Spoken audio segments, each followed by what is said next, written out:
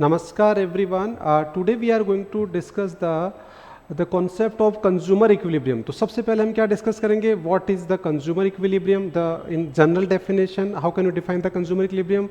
Then we are going to discuss the consumer equilibrium in terms of single commodity model. तो ये पूरा हम detail में discuss करने वाले हैं और बच्चे इस वीडियो को आप एंड तक देखिए बिकॉज ये जो टॉपिक है बहुत ही इंपॉर्टेंट टॉपिक है और बिलीव मी अगर आप इस वीडियो को एंड तक देखेंगे तो आपको ये वाला जो टॉपिक है वो क्लास में ही इसी वीडियो में इसी क्लास में ही मैं आपको उसको लर्न हो जाएगा. सो प्लीज़ आप एंड तक देखिए. तो हम क्या क्या कवर करने वाले हैं? सबसे पहले in general what is consumer equilibrium, फिर मार्जिनल यूटिलिटी ऑफ मनी, ये सारा हम डिस्कस करेंगे. फिर सिंगल कमोडिटी के अंदर उसका मीनिंग ऑफ कंज्यूमर इक्विलिब्रियम, फिर उसकी कंडीशंस, फिर उसका अजम्पशन, फिर स्केड्यूल डायग्राम एंड देन उसके बाद हम क्या डिस्कस करेंगे?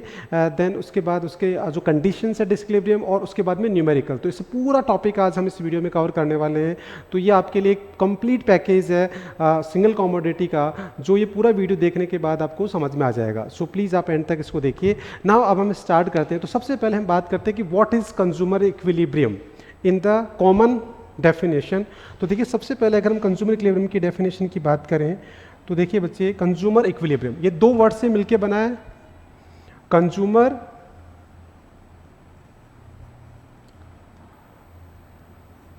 कंज्यूमर्स इक्विलिब्रियम पढ़ते तो कंज्यूमर्स प्लस इक्विलिब्रियम.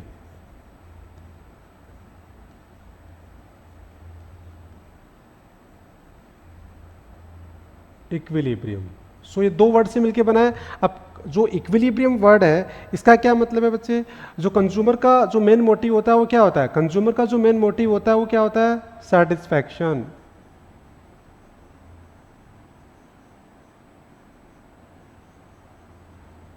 सेटिस्फैक्शन. सो कंज्यूमर का अल्टीमेट गोल क्या होता है? सेटिस्फैक्शन. और जो इक्विलिब्रियम है उसका जो डिक्शनरी मीनिंग होता है वो क्या होता है? State of balance.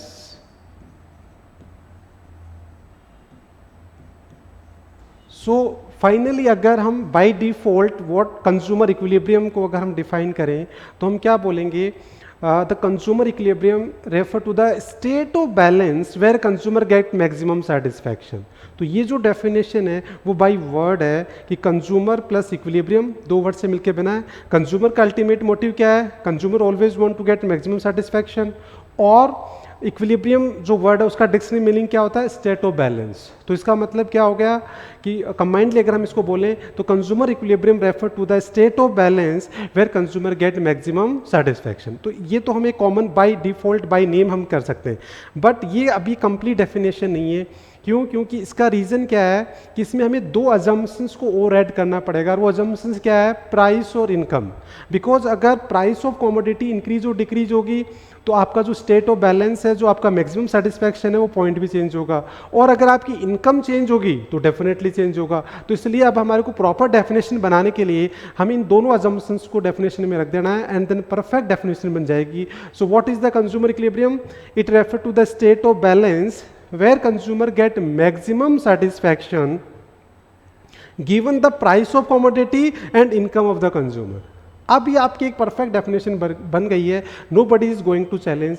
तो ये जो डेफिनेशन हमने बनाई है वो by word by default consumer equilibrium से हमने इसको डेवलप करा है. तो पूरी डेफिनेशन में आपको दो चीज़ें ध्यान में रखनी है. एक बाय डिफॉल्ट आपको बताना है कि कंज्यूमर इक्विलिब्रियम मतलब दो वर्ड से मिलकर बना है. कंज्यूमर का सेटिस्फैक्शन और उसका स्टेट ऑफ बैलेंस. तो दोनों को हमने कंबाइन करके मिला दिया. State of balance where consumer get maximum satisfaction. और उसके बाद में इसमें हमको दो अजम्पशंस ऐड कर देनी है कि given the price of commodity and the income of the consumer.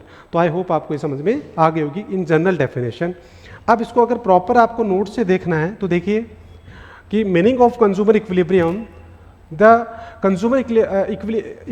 Consumer is in equilibrium when the given his income and the market price. अब देखो हमारी डेफिनेशन में हमने प्राइस और इनकम को लास्ट में ऐड कर दिया, इन्होंने पहले ऐड कर दिया. देन उसके बाद में ही plans his expenditure in such a manner that he maximise the total satisfaction. मतलब केवल वर्ड का डिफरेंस है, बाकी दोनों कॉन्सेप्ट सेम है। तो मैंने आपको डेफिनेशन बनाना सिखा दिया व्हाट इज कंज्यूमर इक्विलिब्रियम। और बेसिकली जब हम मार्केट में कुछ भी कंज्यूम करने जाते हैं तो हमारा अल्टीमेट मोटिव क्या होता है, क्योंकि जब हम मार्केट में परचेजिंग करने, अगर रियल लाइफ एग्जांपल देंगे तो मार्केट में जो भी परचेजिंग करने जाते हैं तो उसमें हमारी इनकम और जो प्राइस है वो बिल्कुल हमारे माइंड सेट में होती है कि यार हमारी ये इनकम है, ये प्राइस है कमोडिटी की, और उसके अकॉर्डिंग फिर हम इस तरीके से अपना एक्सपेंडिचर करते हैं, ऐसा खर्च करते हैं कि जिसकी वजह से हमारा मैक्सिमम सेटिस्फैक्शन हो गया। और इसी चीज़ को फिर हम आगे अभी अगर कंज्यूमर एक कमोडिटी खरीदेगा तो वो कैसे प्लान करता है, फिर 2 कमोडिटी खरीदेगा तो वो आगे हम डिटेल में डिस्कस करेंगे। तो आई होप ये डेफिनेशन आपको समझ में आ गई ना। उसके बाद में एक बहुत इंपॉर्टेंट टॉपिक और आ जाता है, that is meaning of marginal utility of money. तो अब हम ये भी समझ लेते हैं meaning of marginal utility of money. वैसे शॉर्ट में तो इसको क्या बोलते हैं, वर्थ ऑफ ए रूपी टू ए कंज्यूमर। तो इसका मतलब शॉर्ट में तो हम क्या बोलते हैं कि मार्जिनल यूटिलिटी ऑफ मनी का मतलब होता है वर्थ ए रूपी। इसका क्या मतलब है कि 1 रुपए की वैल्यू हमारे लिए क्या है। अब वैसे देखो रियल लाइफ में तो क्या होता है, वर्थ है रूपी, जो 1 रुपए की वैल्यू सबके लिए अलग अलग होती है, बट हम इसको अज्यूम करके चलते हैं कि marginal utility of money remain the same. इसका मतलब ये आगे जाके ये जो टॉपिक है आपका मार्जिनल यूटिलिटी ऑफ मनी, वो बेसिकली आपकी अजम्पशंस में ही बनेगा, अजम्पशंस में आएगा। बस एक डेफिनेशन के लिए इसको तैयार करना है और उसके बाद ये जाके अजम्पशंस में हो जाएगा कि marginal utility of money remain the constant. अब बच्चों को दिक्कत क्या आती है कि सर इसका क्या मतलब, इस अजम्पशंस का क्या मतलब कि marginal utility of money remain the constant. तो उसी को समझाने के लिए हम इसको पहले प्रॉपर कॉन्सेप्ट ले रहे हैं। तो मार्जिनल यूटिलिटी ऑफ मनी का पहले शॉर्ट वर्ड आपने देख लिया, मीनिंग क्या होता है, वर्थ है रूपी। अब वर्थ है रूपी का मतलब ये होता है कि 1 रुपए की वैल्यू, और 1 रुपए की वैल्यू हम क्या मान के चलते हैं या अज्यूम करके चलते हैं फॉर द सिंप्लिसिटी कि वो सबके लिए क्या रहेगी, सेम। तो इसीलिए आगे जाके क्या बन जाता है, अजम्पशंस में बन जाता है कि marginal utility of money remain the same. तो आई होप ये आपको ये ध्यान में रखना है। अब इसकी प्रॉपर डेफिनेशन अगर आपको बनानी है, तो अगर आपको मार्जिनल यूटिलिटी की डेफिनेशन आती है तो मार्जिनल यूटिलिटी ऑफ मनी भी आप आराम से क्या कर सकते हैं, बना सकते हैं। जैसे देखो आपने मार्जिनल यूटिलिटी की डेफिनेशन मैंने बनाना सिखाया था, उसका हमने एक सेपरेट वीडियो बनाया, टोटल यूटिलिटी, मार्जिनल यूटिलिटी। तो मार्जिनल यूटिलिटी की जो डेफिनेशन है वो हमने सीखी थी कि marginal utility refer to the additional utility on the account of consumption of 1 additional unit of a commodity. ये हमने सीखा था। तो वो डेफिनेशन पूरा बनाना सीखा था हमने प्रॉपर शेड्यूल के साथ, स्केड्यूल डायग्राम के साथ। अब उसी डेफिनेशन में आपको बस 3 वर्ड चेंज करने हैं और एक proper definition of marginal utility of money आपके सामने आ जाएगी। वो 3 वर्ड्स क्या है देखिए। सबसे पहले आपको क्या करना है कि marginal utility of money refer to the additional utility in terms of money. तो एडिशनल यूटिलिटी के आगे आपको क्या लगा देना, in terms of money. On account of, जहां हम क्या कंजम्पशन यूज कर देते हैं यहाँ क्या कर देंगे, एक्सपेंडिचर वर्ड यूज कर लेंगे। और वहां हम क्या यूज कर रहे थे, यूनिट, यहाँ क्या कर लेंगे, रुपीज। तो ये 3 वर्ड आपको चेंज करने और आपकी डेफिनेशन बन गई। तो प्रॉपर डेफिनेशन क्या होगी, मार्जिनल यूटिलिटी ऑफ मनी का मतलब हो गया it is the additional utility in terms of money on account of expenditure 1 additional rupee on the available goods and services. तो बस हमने इसमें बस 3 वर्ड चेंज किया, एक इन टर्म्स ऑफ मनी, एक कंजम्पशन की जगह एक्सपेंडिचर, और एक यूनिट की जगह हमने रुपीज। तो देखो ये डेफिनेशन प्रॉपर बन गई। In other word the meaning of marginal utility of money of a rupee is the extra utility that a consumer gets from the expenditure of 1 additional rupee on the other available goods. तो इसका मतलब वही definition same है, बस ये difference क्या है, देखो यूटिलिटी किस में मेजर होती है, यूटिल्स में, और रुपीज़ जो मनी है वो किस में मेजर होता है, रुपीज़ में। तो बस वही डिफरेंस है, एक मेजरमेंट यूनिट का डिफरेंस है। तो वही डिफरेंस हमारे को डेफिनेशन में करना है। तो I hope marginal utility money. अब बच्चे इस पर क्या होता है, बेसिकली एक न्यूमेरिकल भी आ जाता है, इसका एग्जाम्पल, न्यूमेरिकल एग्जाम्पल से समझो आप इसको। तो देखो न्यूमेरिकल एग्जाम्पल से आप इसको समझोगे तो what is marginal utility of money. तो यहाँ देखिए न्यूमेरिकल एग्जाम्पल इसका, उसके हिसाब से हम समझ लेते हैं एग्जाम्पल से। तो एग्जाम्पल में आप देखोगे तो सबसे पहले क्या हो गया, फॉर एग्जाम्पल पहले तो एक फॉर्मूला हो गया। मार्जिनल यूटिलिटी ऑफ मनी का फॉर्मूला क्या होता है, देखो मार्जिनल यूटिलिटी ऑफ मनी का जो फॉर्मूला है वो बेसिकली क्या होगा, दिस इज द फॉर्मूला। तो MUX मतलब यूटिल्स में आपको दे रखा होगा और marginal utility in terms of money दे रखा हो, दोनों को आपको क्या कर देना है, डिवाइड कर देना है, और आपके पास क्या आ जाएगा, marginal utility in terms of money आ जाएगा। ठीक है। तो जैसे फॉर एग्जाम्पल देखिए आप, for example marginal utility of देखो आपको MUX दे रखा है, this is the MUX which is 100 utils दे रखा है, और उसके बाद marginal utility of money for the consumer जो है वो 4 यूटिल्स दे रखा है। इसका मतलब क्या है, इस ये जो 4 यूटिल्स है मतलब मार्जिनल यूटिलिटी ऑफ मनी 4, इसका मतलब क्या है, इसका मतलब होता है इट इम्प्लाइज दैट कि 4 यूटिल्स इक्वल्स टू 1 रुपीज़। तो ये आपको गिवन है। अब आपको इसको मार्जिनल यूटिलिटी ऑफ मनी में निकालना है, तो आप क्या करेंगे, देखिए ये हो गया। Then therefore the marginal utility of money क्या हो जाएगा, तो हम फॉर्मूले में वैल्यू रख देंगे, क्या हो जाएगा 100 डिवाइड बाई 4, और ये हमारे पास क्या आ गया 25।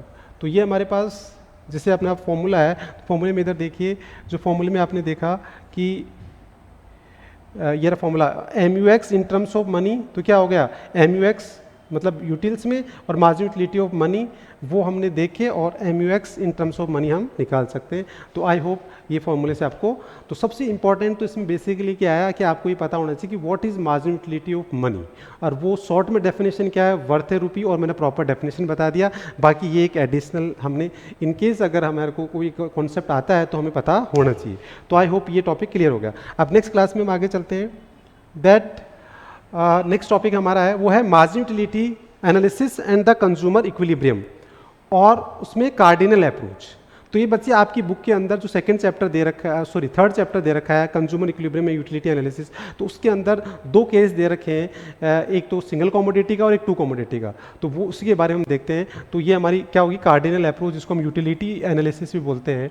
तो अब इसके अंदर देखिए, now the address the basic questions of this chapter, how much of a commodity a consumer buys so that he maximize as a satisfaction to attain the equilibrium. तो इसके लिए फिर मैंने ऑलरेडी वी हैव डिस्कस कि suppose आप market में shopping करने जाते हैं, तो आप किस तरीके से अपनी इनकम को खर्च करेंगे और अपना सेटिस्फैक्शन मैक्सिमम करेंगे। तो इसको हमने क्या कर लिया, 2 केस में पढ़ेंगे।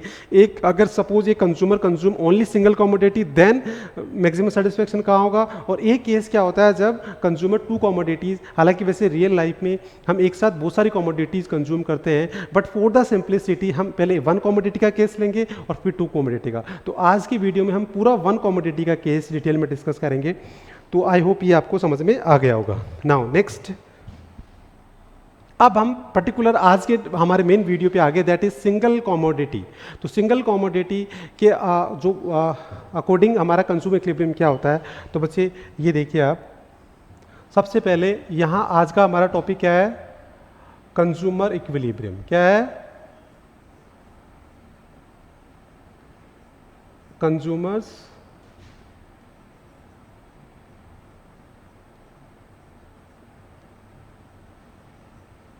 Equilibrium in case of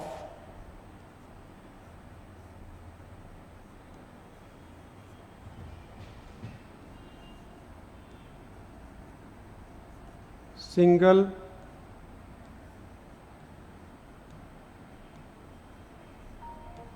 commodity।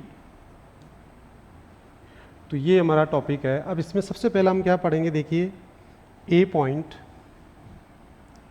इसमें हम क्या पढ़ेंगे, मीनिंग।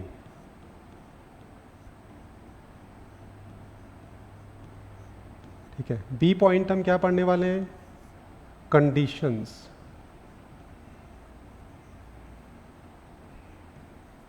बी पॉइंट क्या है, कंडीशन। सी पॉइंट क्या है, अजम्पशन।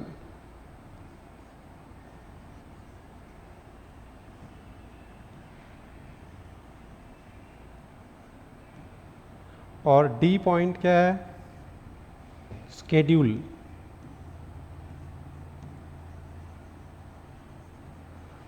और ई पॉइंट क्या है,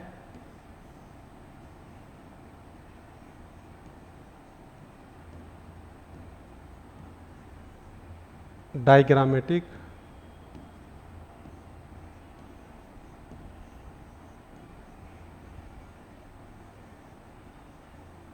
प्रेजेंटेशन।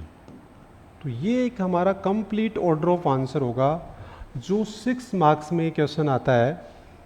वैसे देखो, इस पूरे टॉपिक पे 3 टाइप के क्वेश्चंस बनते हैं जो आगे हम डिटेल करेंगे। सबसे पहला जो क्वेश्चन बनता है वो बिल्कुल डायरेक्ट क्वेश्चन बनता है कि explain the consumer equilibrium in case of single commodity with the help of schedule and diagram. तब आपको ये पूरा ऑर्डर ऑफ आंसर फॉलो करना है और इसके अकॉर्डिंग आपको पूरा आंसर लिखना है। तो सबसे पहले आपको इसमें मीनिंग लिखना है, फिर कंडीशंस लिखनी है, फिर अजम्पशंस लिखनी है, फिर स्केड्यूल लिखना है, फिर डायग्रामेटिक प्रेजेंटेशन। तो ये 1 बाई 1 हम डिस्कस करते हैं। तो अब इसको डिस्कस करने से पहले सबसे पहले हम बात करते हैं कि इसकी कंडीशंस। तो सबसे पहले हम क्या लेंगे, कंडीशन लेंगे तो देखो कंडीशन और फिर उसके बाद में सारा टॉपिक हम डेवलप करेंगे। तो सबसे पहला जो कंडीशंस है उसी से डेफिनेशन बनाएंगे। तो इसकी कंडीशन क्या होती है? इसकी कंडीशन होती है कि MUM मतलब marginal utility of money equals to MUX upon PX। ये कंडीशन होती है basically. This is the condition, first condition यही होती है। नाउ अब इस कंडीशन को हम थोड़ा सिंप्लीफाई करके हम इसको टॉपिक को बहुत इजी बना सकते हैं। कैसे? इधर देखिए कि इस कंडीशन को हम सिंप्लीफाई करें तो हम क्या कर दें, इसको ऐसे लिख सकते हैं PX equals to MUX upon MUM लिख सकते हैं, क्योंकि ये इंटरचेंज कर लिया हमने, यहाँ से कोई इक्वेशन पे फर्क नहीं पड़ रहा। बट हमारे लिए समझना बहुत इजी हो गया। कैसे? देखो अब इसको अगर हम शॉर्ट में बात करें तो PX हमारे लिए क्या है? लॉस इक्वल्स टू, और ये क्या है हमारे लिए? गेन। तो अब हमारे लिए जो सिंगल कॉमोडिटी जो है वो बेसिकली क्या हो गया, एक तरीके से सिंगल कॉमोडिटी की जो कंडीशंस है हमारे लिए वो बस क्या हो गई, ये बॉक्स हमारे लिए हो गया। ये कंडीशन से ही हम अब सारा देखना, पूरा टॉपिक बहुत इजी से समझा लेंगे और लास्ट में वन वर्ड पे मैं खत्म कर दूंगा, लॉस इक्वल्स टू गेन। तो ये आपको देखना है।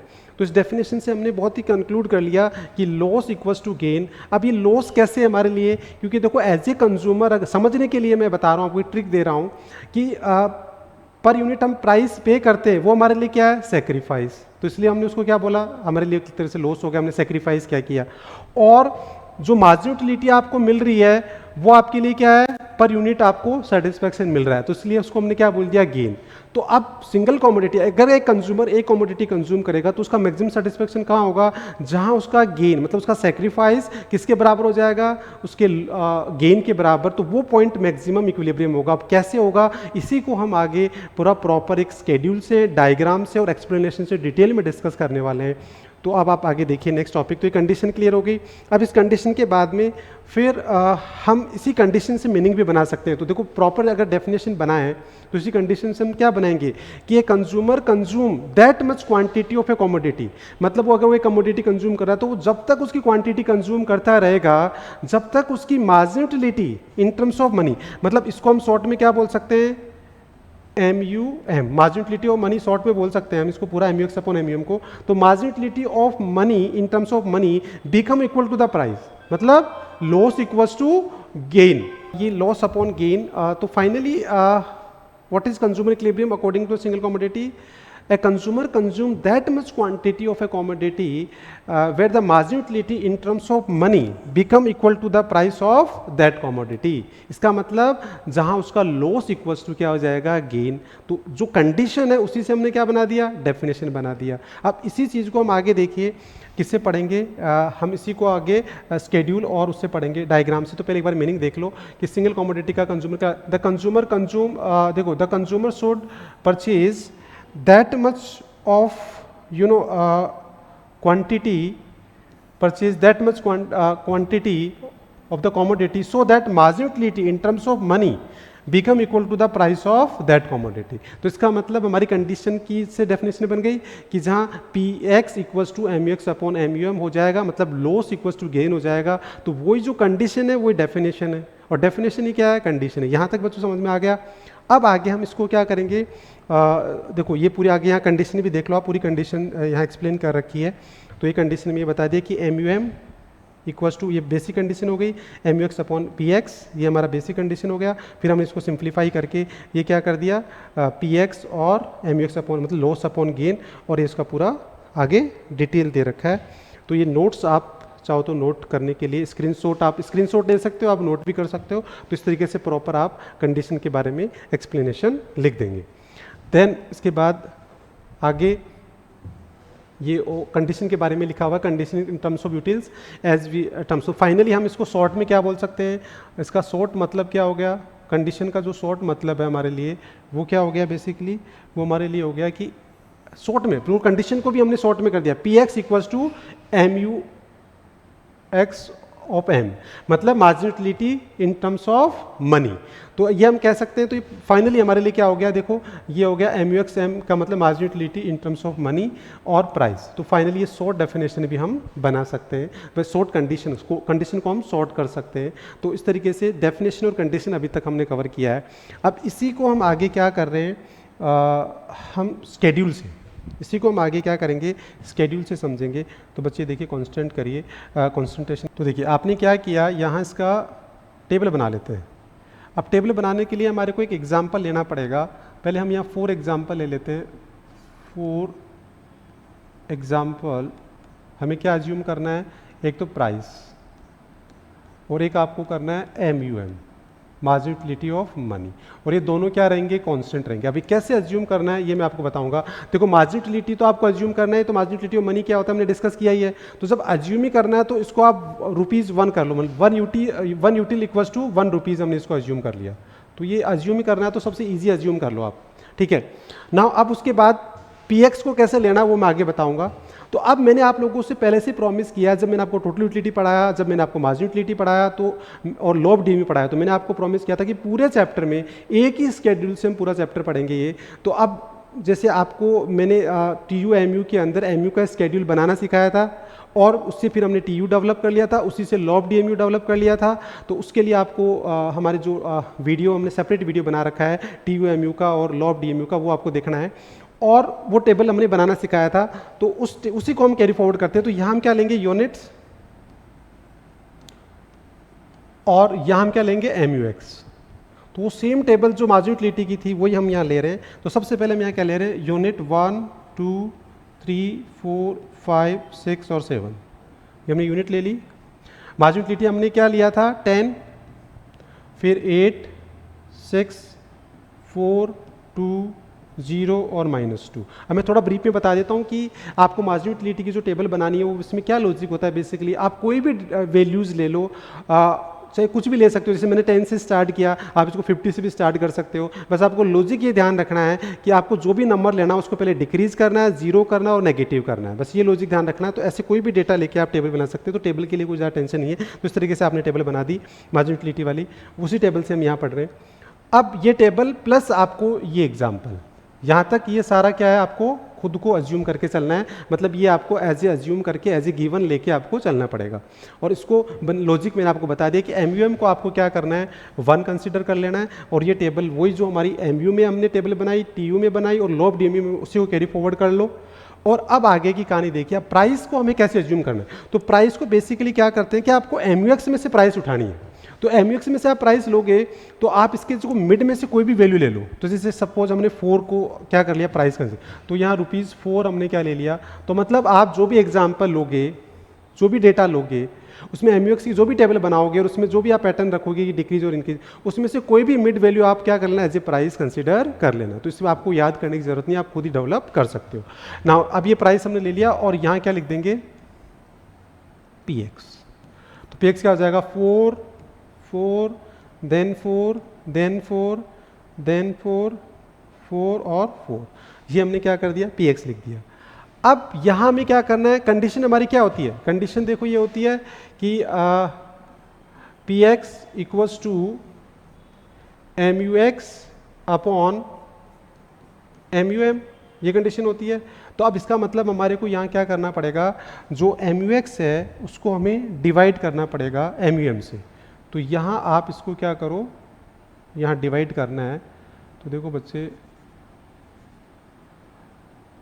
डिवाइड करने के लिए आपको MUX अपॉन क्या कर देना है, MUM। तो अब हमने MUM को क्या एज्यूम किया है, 1, तो 1 से डिवाइड कर दो, तो इजी हो गया ना। आपको अलग से टेबल बनाने की जरूरत नहीं है, यहीं आप इसको 1 से डिवाइड करोगे तो ये डेटा सेम रह जाएगा। तो इसलिए ही हमने MUM को 1 माना है, क्योंकि आप इसको अगर 2 मानोगे, 4 मानोगे, तो आपको फिर क्या करना पड़ेगा, एक कॉलम और बनाना पड़ेगा, कैलकुलेशन बढ़ेगी। जब आपको एज्यूम ही करना है, 2 करना है, 4 करना है, तो वाई नॉट 1, तो 1 ही एज्यूम कर लो। इस वजह से आपका ये कैलकुलेशन ईजी हो जाता है। तो ये हमारा सेम ही रहेगा, क्योंकि 1 से डिवाइड करेंगे तो ये सब कुछ सेम रहेगा। अब कंडीशन के अकॉर्डिंग इक्विलिब्रियम कहाँ होगा, जहाँ ये दोनों क्या हो जाएंगे, बराबर। तो बताओ इस टेबल में कहाँ हो रहा है, देखिए आप 4th यूनिट पे ये कंडीशन क्या हो रही है, फुलफिल हो रही है, जहाँ क्या हो रहा है, M U X upon M U M equals to क्या हो रहा है, प्राइस। इससे पहले क्या हो रहा है बच्चे, ग्रेटर देन हो रहा है, मतलब यहाँ से यहाँ तक क्या हो रहा है, M U X upon M U M क्या हो रहा है, ग्रेटर देन पी एक्स। और अगर हम यहाँ बात करें तो यहाँ क्या हो रहा है, लेस देन। तो यहाँ क्या हो रहा है, M U X upon M U M less than P X. ठीक है, तो ये कंडीशन हमारी फुलफिल हो रही है फोर्थ यूनिट पे, जहाँ ये कंडीशन फुलफिल हो रही है। अब हम इसका एक बार डायग्राम बना लेते हैं और उसके अकॉर्डिंग फिर हम आगे इसको पूरा कंक्लूड करेंगे। तो देखिए डायग्राम बना लेते हैं। डायग्राम इसी टेबल का हम यहाँ डायग्राम बना लेंगे। एक्स एक्सिस 0 और वाई। अब एक्स एक्सिस के लिए हम यहाँ क्या लेंगे, यूनिट्स लेंगे और यहाँ क्या लेंगे हम, M U X upon M U M and P X. ये हमने लेबलिंग कर दी। अब प्लॉटिंग करेंगे तो देखो यूनिट के लिए कितने इक्वल 7 पार्ट्स में डिवाइड करना है आपको, 1 2 3 4 5 6 और 7। देखिए 1 2 3 4 5 6 और 7। और यहाँ देखिए स्केल लेंगे तो 2 2 का स्केल ले लें, तो 2 2 का स्केल है तो 1 2 3 4 5। तो ये हो गया 2 4 6 8 और 10। तो ये हमने इसके ले लिया। अब हम इसकी एक्चुअल प्लॉटिंग करेंगे। तो देखिए सबसे पहले हम प्राइस की प्लॉटिंग करें तो देखो प्राइस इसमें क्या है, कांस्टेंट है 4 पे। तो ये 0 पे भी 4 है, 2 पे भी 4 है, 3 पे भी 4 है, 4 पे भी 4 है, 5 पे भी 4 है, देन तो ये हमारा क्या हो गया, P x which is constant. ये हमने पी एक्स बना दिया ना। अब इसका हम M U X upon M U X का डायग्राम है। तो फर्स्ट पे कितना है 10, देखिए फर्स्ट पे कितना है 10, देन सेकंड पे क्या है 8, देन उसके बाद 6 पे ये 6 आ गया, फिर 4 आ गया, फिर उसके बाद में ये 2 आ गया, फिर ये 0 आ गया और हमें -2 भी लेना पड़ेगा। तो हमने -2 भी लिया क्योंकि माइनस में वैल्यू दे रखी है, तो ये -2 हमने ले लिया। और ये क्या होगा, दैट विल बी द एक स्ट्रेट लाइन हमारी बन जाएगी, proper straight line M U X. ये थोड़ा सा पॉइंट्स क्या होते हैं इधर उधर, एक्चुअली क्या होता है आपको ये जो डिफरेंस होता है ना वो बिल्कुल सेम लेना होता है। तो डिफरेंस अगर आप सेम ले लोगे तो आपका ये टेबल बन जाएगा। तो ये थोड़ा सा पॉइंट हमारा आउट गया, बिकॉज वैसे तो ये देखो यहीं आ रहा है पॉइंट, ये थोड़ा डिफरेंस का फ़र्क पड़ जाता है। तो इस तरीके से आपने क्या कर लिया, एक ये एम यू एक्स बना लिया। अब ये देखिए यहाँ डायग्राम में भी क्या हो रहा है, ये जो हमारी कंडीशन है वो यहाँ फुलफिल हो रही है, this is the point of equilibrium. और यहाँ क्या हो रहा है, M U X upon M U M equals to P X. तो देखिए जो हमने कंडीशन में डिस्कस किया वही हमने डेफिनेशन में डिस्कस किया, वही हमने टेबल में डिस्कस किया और वही हमने क्या किया, डायग्राम में डिस्कस किया। तो ये सारी चीज़ें सेम ही है बेसिकली। अब हम प्रॉपर वापस चलते हैं, स्टार्टिंग से जीरो से बिल्कुल स्टार्ट करते हैं। तो सबसे पहले हम चलते हैं डेफिनेशन। अगर शुरू से हम डेफिनेशन की बात करें तो देखिए जी ऑर्डर ऑफ आंसर है हमारा। तो सबसे पहले क्या है, डेफिनेशन। तो आप डेफिनेशन कैसे बनाओगे इसकी, तो आपको अगर डेफिनेशन बनानी है तो अगेन आपको क्या करना है, कंडीशन से मैंने पहले बताया, डेफिनेशन बनाना मैंने सिखा दिया कि consumer consume that much quantity of a commodity. तो देखो इस टेबल से भी आप डेफिनेशन बनाना सीख लोगे। तो जो हमारी टेबल है उस टेबल से अगर आप डेफिनेशन बनाना सीखो तो क्या कैसे बनाओगे कि consumer consume that much quantity of a commodity, कि वो जब तक क्वांटिटी कंज्यूम करता रहेगा, जब तक वो क्वांटिटी कंज्यूम करता रहेगा, जब तक उसकी a consumer consume that much quantity of a commodity, जब तक उसकी मार्जिन यूटिलिटी किसके बराबर नहीं हो जाती, प्राइस के बराबर नहीं हो जाती है। तो consumer consume that much quantity of a commodity, कि जब तक उसकी मार्जिन यूटिलिटी किसके बराबर नहीं हो जाती, प्राइस, मतलब ये वाली कंडीशन फुलफिल नहीं हो जाती, ये वाली कंडीशन। तो डेफिनेशन अपने आप बन गई कि a consumer consume that much quantity of a commodity, जब तक वो कंज्यूम करता रहेगा जब तक उसकी मार्जिन यूटिलिटी किसके बराबर, प्राइस के बराबर नहीं हो जाती है। तो जो डेफिनेशन है वो टेबल से भी समझ में आ गई, कंडीशन से भी आ गई, और ये ना उसके बाद में फिर क्या था, मीनिंग के बाद में क्या था, कंडीशन जो मैंने ऑलरेडी डिस्कस कर ली। उसके बाद में आते हैं अजम्पशंस। तो देखिए अजम्पशंस के लिए हम नोट्स पे चलते हैं, और जो अजम्पशंस नोट्स के हैं वो देखिए।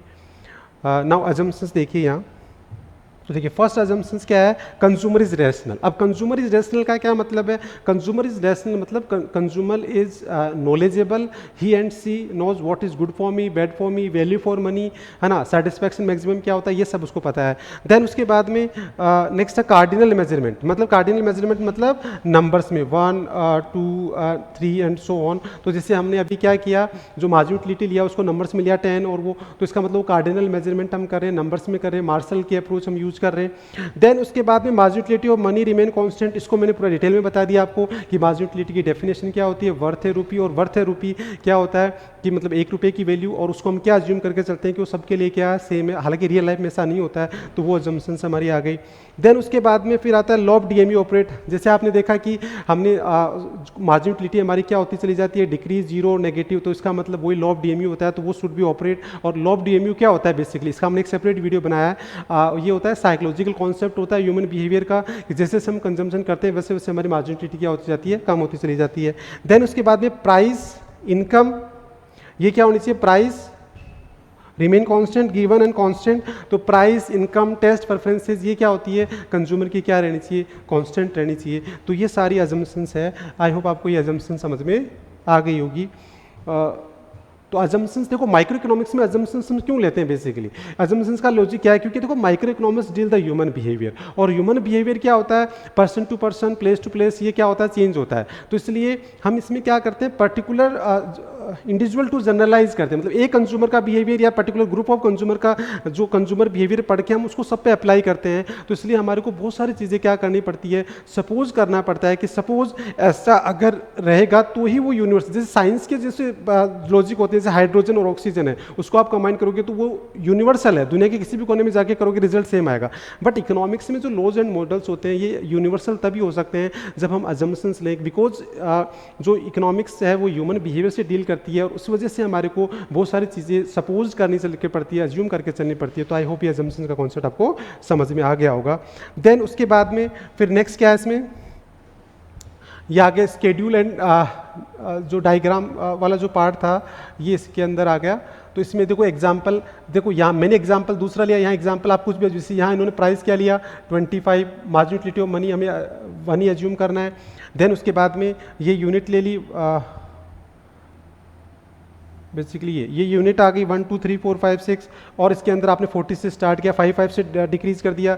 और मैंने आपको बताया था कि जो प्राइस लेनी है वो कोई भी मिड की, जैसे इन्होंने 25 ले लिया और ये इक्वल हो गया। तो ये सारा एग्जाम्पल मैंने एक सेपरेट एग्जाम्पल लेके पूरा आपको टेबल भी बता दिया और डायग्राम भी बना के पूरा बता दिया। तो ये दोनों मैंने सेपरेट आपको समझा दिया। तो स्केड्यूल और डायग्राम का हमने पूरा डिस्कस कर लिया है। उसके बाद फिर नेक्स्ट आता है एक्सप्लेनेशन। अब ये जो एक्सप्लेनेशन वाला पार्ट है इसको हमें डिटेल में समझना पड़ेगा, तो हम वापस वहीं चलते हैं जहाँ हमारा, तो ये डायग्राम तक हमारा हो गया था।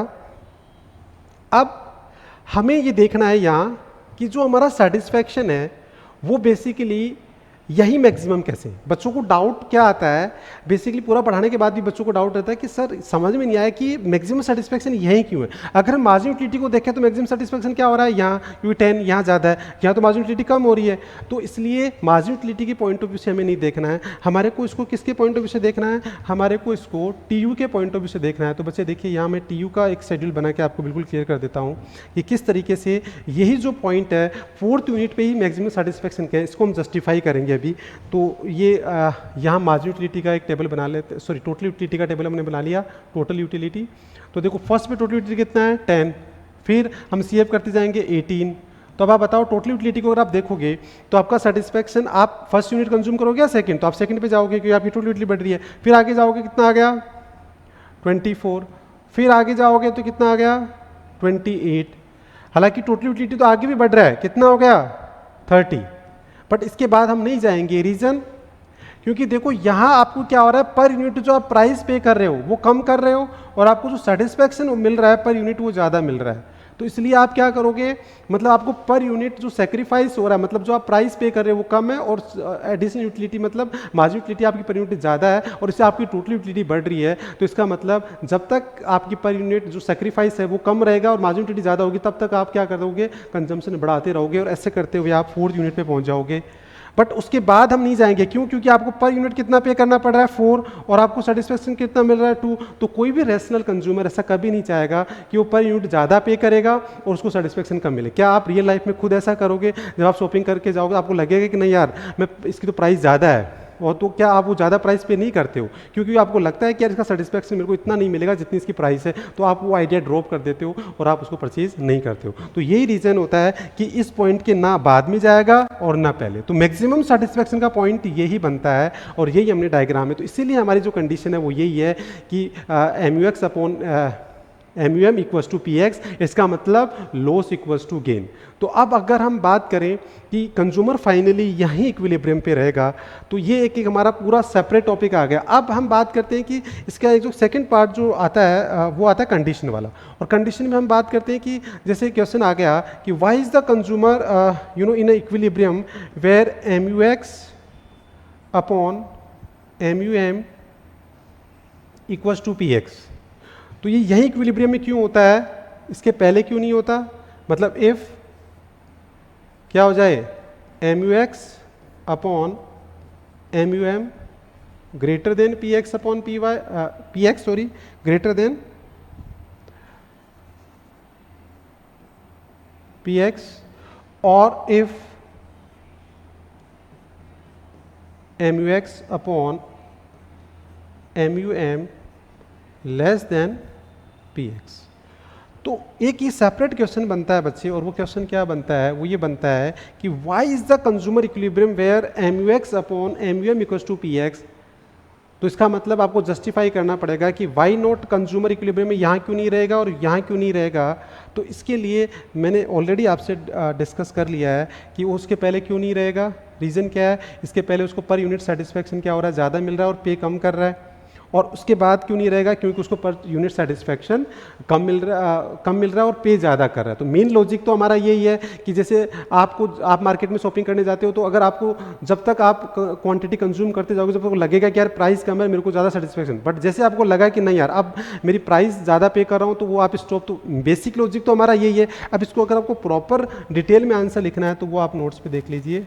देखिए ये पूरी कंडीशंस इस तरीके से आपको प्रॉपर लिखना है, तो आप इसका एक स्क्रीनशॉट ले सकते हैं और नोट कर सकते हैं। तो देखो फर्स्ट कंडीशन अगर हमारी रहती है इसमें कि से फॉर एग्जांपल ये कंडीशन रहती है कि इफ़ MUX ग्रेटर देन, मतलब MUX का मतलब क्या है? MUX in terms of money की बात कर रहे हैं। अगर ज़्यादा तो इट मीन्स, पहले बता दो फर्स्ट पॉइंट का, it means the consumer gain more satisfaction as compare to the sacrifice. इसका मतलब वो जो प्राइस पे कर रहा है उससे ज़्यादा उसको सेटिस्फेक्शन मिल रहा है। तो ये केस कौन सा हुआ कि आपका MUX ज़्यादा और PX है? तो पहले तो ये बता दिया in terms of price paid by him. फिर तो इसका मतलब क्या है? Hence he gets prepare to buy more, तो इसका मतलब और ज़्यादा परचेज करेगा, और जैसे वो परचेज करेगा तो मार्जिनल MU जो है वो फॉल होगी एज ही बाइज, तो लॉ ऑफ DMU ऑपरेट होगा, तो वो फॉल होगी और बिकम्स इक्वल टू द, तो वापस, तो इसका मतलब वो जब तक परचेज करता रहेगा जब तक कि वो जो MUX in terms of money है वो प्राइस के बराबर नहीं हो जाती। इसका मतलब हमारी कंडीशन फुलफिल नहीं हो जाती, और इस तरीके से वो 4th यूनिट तक कंजम्पशन करेगा।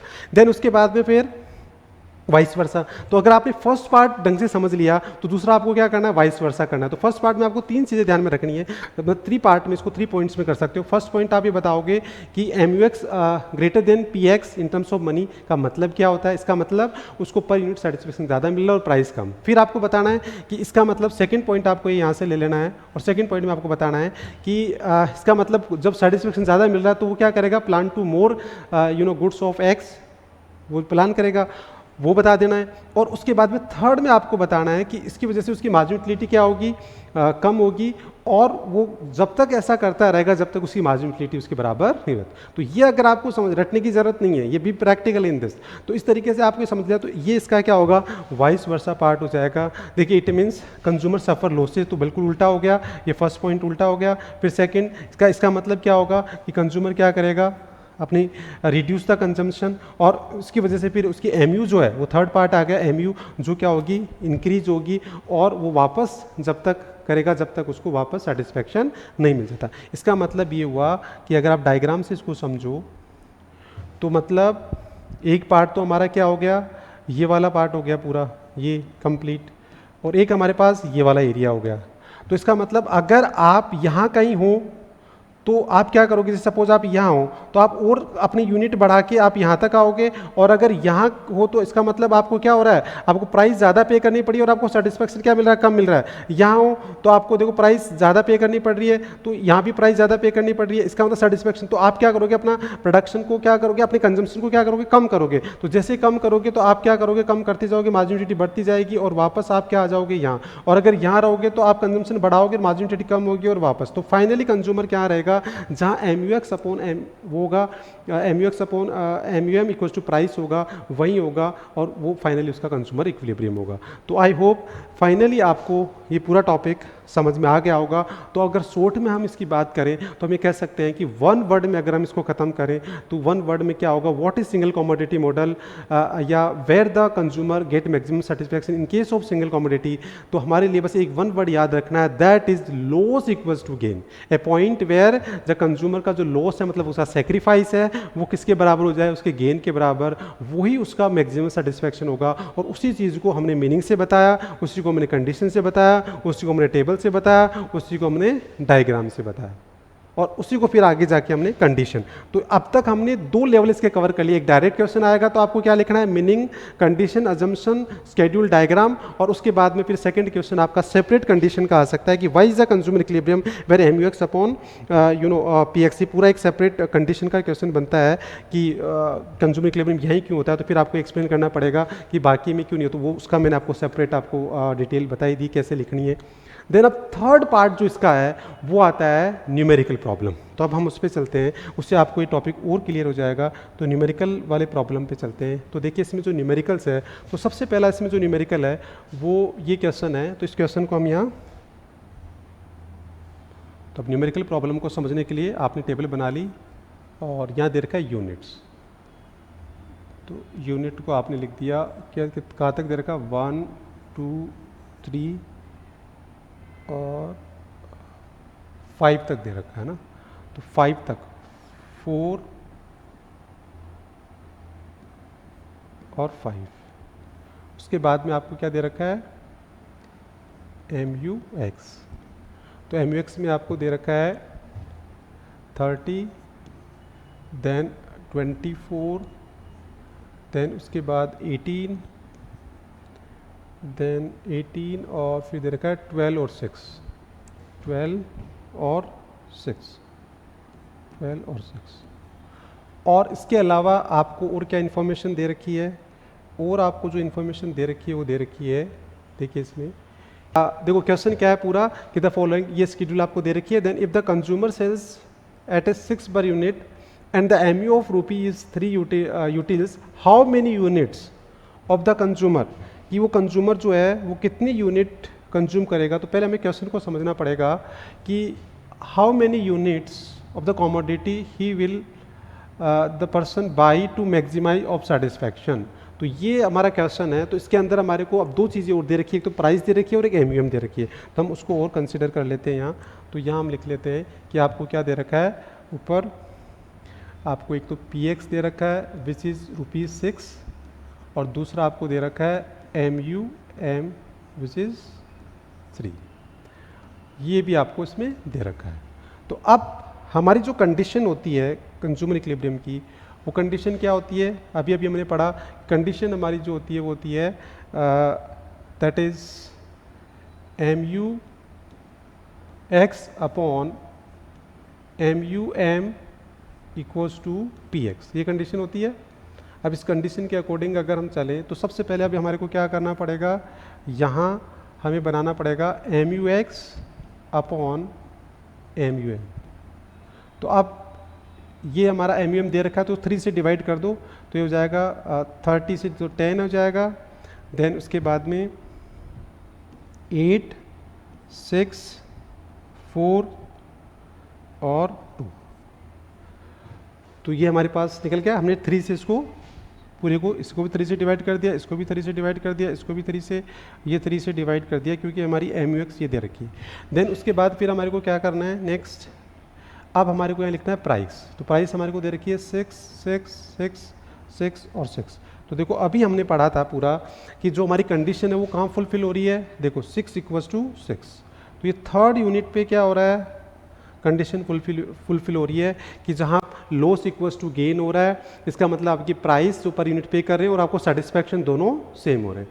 तो इसका मतलब कंज्यूमर, इसमें क्वेश्चन में हमारे को ये पूछा था कि हाउ मेनी यूनिट्स, देखो क्वेश्चन ने क्या पूछा था कि how many units of the commodity will the person buy to get maximum satisfaction. तो अब आपका आंसर आ गया कि कंज्यूमर कहाँ तक करेगा, थर्ड यूनिट तक वो परचेज करेगा to get maximum satisfaction because. तो अब आप फाइनली आंसर क्या लिखोगे, ये टेबल की कैलकुलेशन दिखा के नीचे एक नोट लिख दोगे कि in this example consumer will consume 3 unit of a commodity to get maximum satisfaction because at this level of consumption the consumer equilibrium condition is fulfil which is, ये आप लिख दोगे और इसमें आप ये पूरी वैल्यू अगर आप इसमें वैल्यू भी रख के समझाते हो तो आप वैल्यू क्या रखोगे, तो देखिए यहाँ वैल्यू रखेंगे तो एम यू एक्स कितना है, एम यू एक्स हमारा कितना है 18, तो यहाँ रख देंगे 18 और एम यू एम कितना है 3 और ये क्या है 6, तो ये क्या हो जाएगा 6 इक्वल्स टू 6। तो ये हम यहाँ कंडीशन लिख के उसकी वैल्यू रख के, तो ये पूरा एक आंसर हो गया। अब हम चलते हैं सेकेंड क्वेश्चन पे। तो सेकेंड क्वेश्चन क्या है, वो ये है कि a consumer consumes x commodity उसे प्राइस 10 रुपीज़, तो हम यहाँ लिख देते हैं प्राइस क्या है पी एक्स इक्वल्स टू ₹10, ठीक है। Then he drives the margin utility equals to, तो इसमें एम यू एक्स आपको दे रखा है कितना 60, ठीक है। Then from the 4 unit of consumption if the margin utility of money for the consume, तो एम यू एम भी दे रखा है इक्वल्स टू कितना दे रखा है 5, ठीक है। Utils is he in the equilibrium, तो क्वेश्चन हमारा ये है कि अगर ये सब कुछ दे रखा है तो हमें जस्टिफाई करना है कि क्या वो कंज्यूमर इक्विलिब्रियम में है। तो अब देखिए इसको हम कर लेते हैं, तो अब इसको हम कंडीशन में वैल्यू रख देते हैं। तो कंडीशन हमारी क्या है बच्चे, कंडीशन जो है वो है कि M U X upon M U M equals to price, तो बस इक्वेशन में रख के हम जस्टिफाई कर लेंगे। तो एम यू एक्स कितना दे रखा है 60 divide by M U M कितना दे रखा है 5 और किसके इक्वल्स टू होना चाहिए, प्राइस कितनी है 10।